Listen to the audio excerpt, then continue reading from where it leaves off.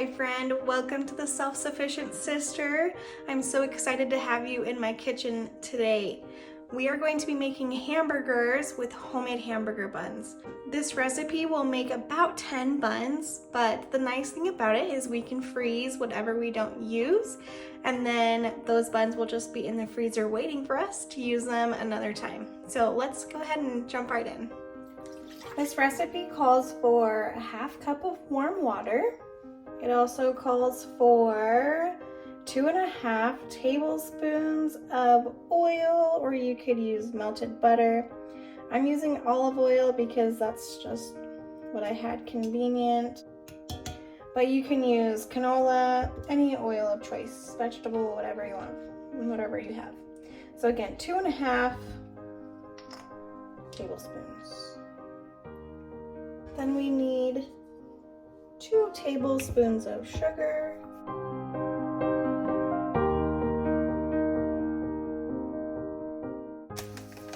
And then 1.5 tablespoons of active dry yeast. This is the brand I like to use, but any active dry yeast will work.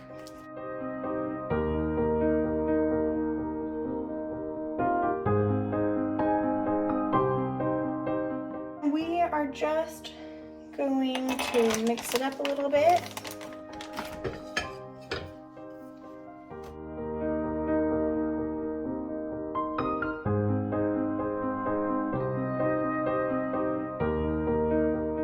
Okay, and we're gonna let that sit for about 10 to 15 minutes. While we're letting the yeast, oil, water, and sugar sit, this recipe does call for half an egg. I don't have half an egg, obviously, so we're just going to break a whole egg and whisk it up, and then we'll just kind of eyeball half the egg. You can also buy like containers at the store of eggs that are already broken, and then just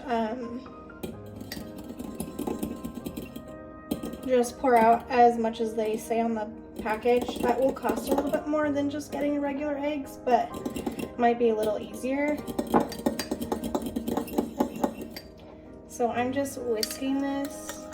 I don't want to tip the bowl too much. I'm just whisking it until it's nice and combined with the yolk and the white part of the egg. So we're just getting that ready, so because that's one of the next things to go in for our buns. I wanted to show you what the yeast and oil, water, and sugar mixture should look like when it's ready for the next ingredients. So this is called blooming. So it is now blooming, which means it's ready to continue in our recipe. I added half an egg, 3/4 teaspoon of salt. I used French salt, but you can use any kind of salt you'd like. And then I added 1 1/4 cup of Kamut flour. Kamut flour is just like a better flour. If you're using all-purpose flour, you'll need some more. I think you'll need about 1.5 cups or 1 3/4 cups. I'll have to double check, and I will post down below what the correct conversion is, because I can't remember it right off the top of my head. So anyway, now I'm just mixing all of those.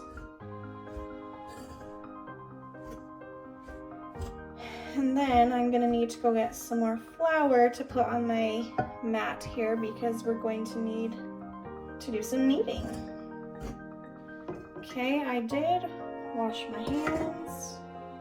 They're nice and clean and ready to get dirty from this dough. I'm just pouring it all out.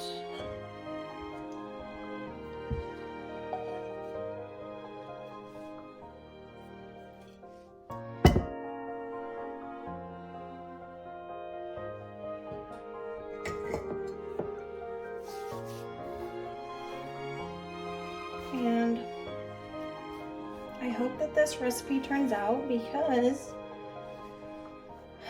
For me, breads are a little bit harder to convert into smaller yielding recipes, just because baking, at least in my head, just needs to be more exact than cooking. So I hope these are okay. I'm sure they'll be fine. So we need to knead it for about 5 minutes until it's smooth, which is actually not bad right now.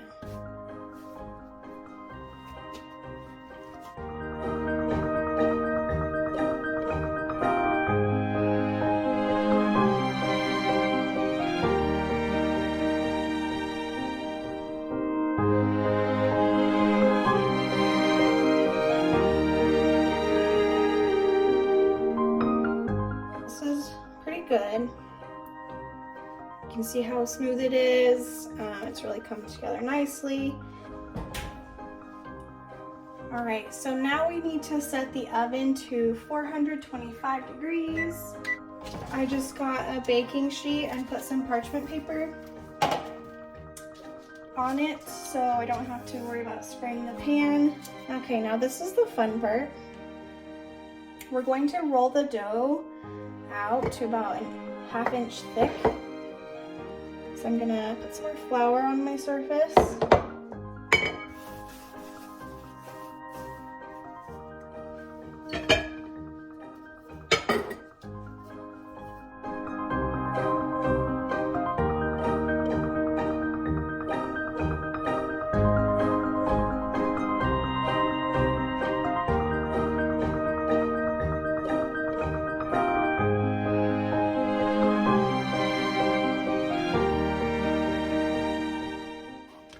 Oh my gosh, this is beautiful.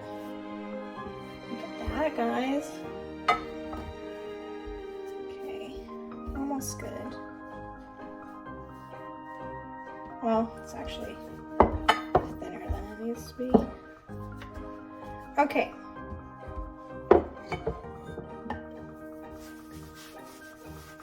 So we're supposed to be able to make 10 out of this. I'm just going to use a mason jar. Yeah, that's not gonna be 10. But that's okay because I don't really need 10. Okay, these are gonna be pretty thin hamburger buns.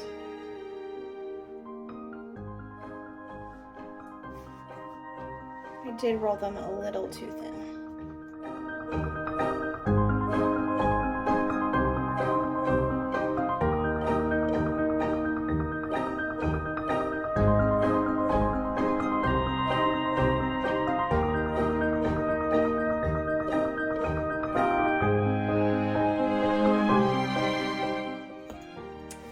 Sugar cookies.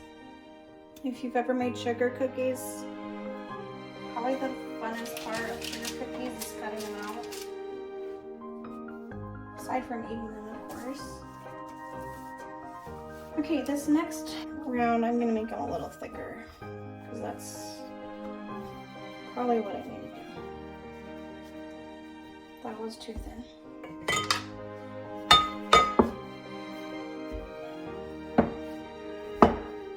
And this is not gonna make, I don't think this is gonna make 10. But it's okay. That's why we try these recipes out.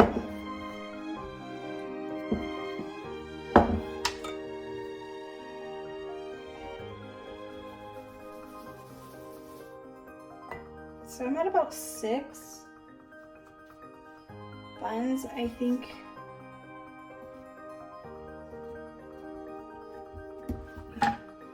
I think I can get 2 more out. Maybe 1. I am kind of making these wider.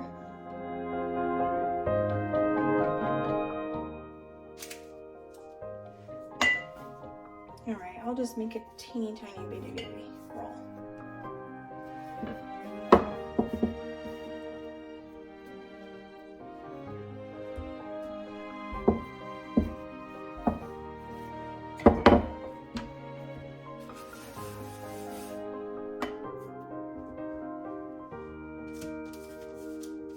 Okay, so now I need to cover them with a dish towel, and we're gonna let them rise for 15 minutes. Okay, the hamburger buns have about 2 more minutes left to just sit and rise. So while I'm waiting for that, I'm gonna go ahead and put together my hamburger patty. So I have a 1/4 pound of hamburger meat left over. And this is the fun part. You get to just pick any kind of mix-ins that you want. I'm gonna put some minced onions, garlic powder, and onion powder. But you could really be super creative with this and add any kind of mix-ins. You could do Italian breadcrumbs, you could do more spices, different spices. You could do fresh onions. It's really up to you. I'm also going to add in that leftover half egg, just so it doesn't go to waste, and it will help bind all the ingredients together and give it a little more moisture.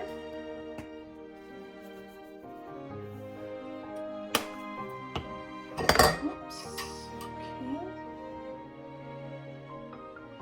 Okay. I do prefer just mixing it with my hands because you can really just get it in there.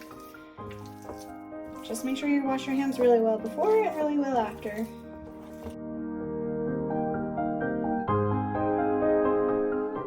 Alright, I'm starting to heat up my cast iron pan for my hamburger. I'm just going to go ahead and roll this into a ball, and then once the cast iron's hot, I'll just put it on there and let it cook. My cast iron is nice and warm, so I'm going to go ahead and plop this in there. And then I'm just going to use a spatula to flatten it out a bit.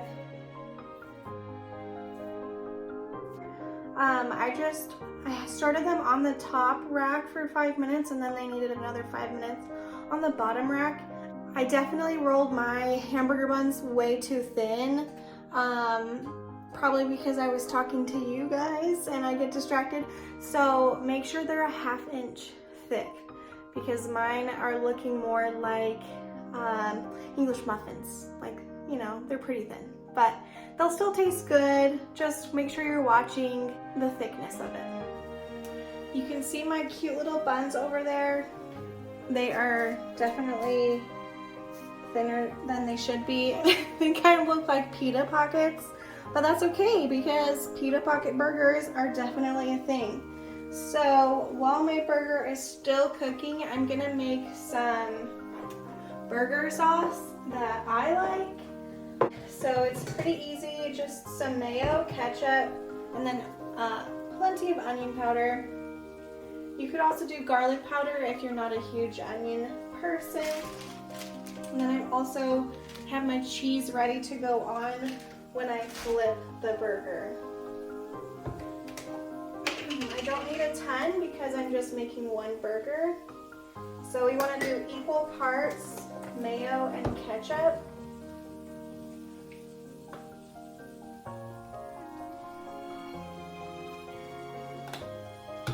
And then as much onion powder as you like.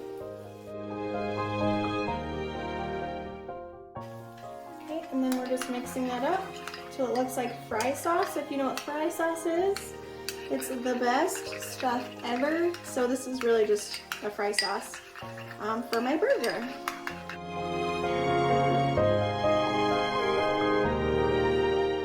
These are super hot. I'm just going to cut into one of the buns.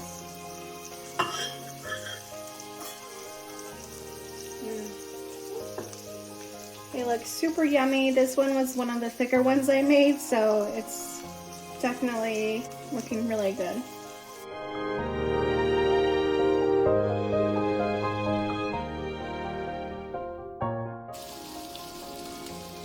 I flipped my burger and checked the inside to make sure it wasn't pink, just because I like my burgers to be well done. And then I added some cheese on top. I'll give that a little bit to melt. I turned the heat down.